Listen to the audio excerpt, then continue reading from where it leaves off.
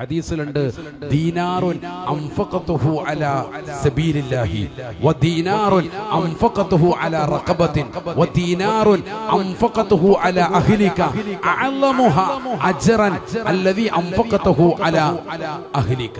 സയ്യിദുനാ റസൂലുള്ളാഹി, നീ അള്ളാഹുവിന്റെ മാർഗത്തിൽ കൊടുത്തതാകുന്ന സമ്പത്ത്, നീ ഒരു അടിമയെ മോചിപ്പിക്കാൻ വേണ്ടി കൊടുത്ത സമ്പത്ത്, നീ അള്ളാഹുവിന്റെ സംതൃപ്തി കരഗതമാക്കാൻ സ്വന്തം കുടുംബത്തിന് വേണ്ടി കൊടുത്ത സമ്പത്ത്, ഏറ്റവും വലിയ കൂലി നിന്റെ കുടുംബത്തെ നോക്കാൻ വേണ്ടി നീ ചെലവഴിച്ച സമ്പത്താണെന്ന് സയ്യിദുനാ റസൂലുള്ളാഹി. ഹദീസ്. ഭർത്താവ് ഭാര്യയെ കൂടുതൽ കെയർ ചെയ്യുക, അവരുടെ കാര്യങ്ങൾ ശ്രദ്ധിക്കുക. നിങ്ങൾ ഏറ്റവും ചെലവഴിക്കുന്ന സമ്പത്ത്, നിങ്ങൾ ഈ വീട്ടിൽ കൊണ്ടുപോയി കൊടുക്കുന്നതാകുന്ന പഴവർഗ്ഗങ്ങളാകട്ടെ, സാധന സാമഗ്രികളാകട്ടെ, ഇതിനൊക്കെ വലിയ കൂലിയാണ്, വലിയ കൂലിയാണ്.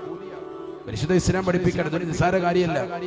എന്നല്ല, നീ അങ്ങനെ കൊടുത്തിട്ടില്ല എങ്കിൽ ഏറ്റവും വലിയ പാപിയാണ്. ഹദീസ് ഉണ്ടല്ലോ, قال رسول الله صلى الله عليه وسلم, നബിയന റസൂലുള്ളാഹി സ്വല്ലല്ലാഹു അലൈഹി വസല്ലം തങ്ങൾ പറയുകയാണ്, കഫാ ബിൽ മർഇ ഫമാ അയ്യുദയ്യ മയഖൂത്.